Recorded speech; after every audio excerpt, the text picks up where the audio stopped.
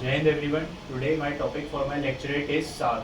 SARC stands for South Asian Association for Regional Cooperation. The idea was introduced in 1980 with Dhaka Confederation. After that, it was established in 1985 with its headquarters being in Kathmandu, Nepal. The founding members were 7 countries: Pakistan, India, Nepal, Bhutan, Myanmar, and Sri Lanka. Later, Afghanistan was joined in 2005. The objective of formation of SARC committee was to promote economic and social growth in the South Asian region, maintain stability in the region, to encourage cooperation in scientific and technical fields, to promote poverty and to counter poverty and disaster management situation. There are some special structure of SARC is SARC head committee in which every year the heads of meeting held a meeting. Standing committee of SARC in which foreign ministers of the country participate.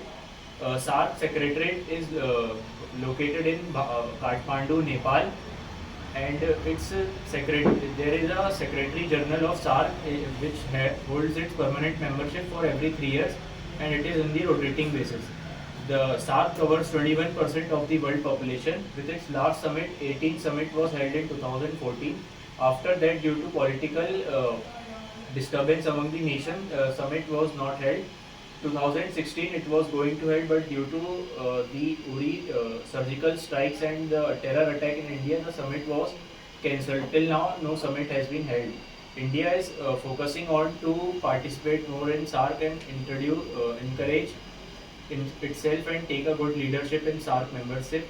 There are some achievements in SARC which are called as SAPTA, which is SARC Provident Fund, which is for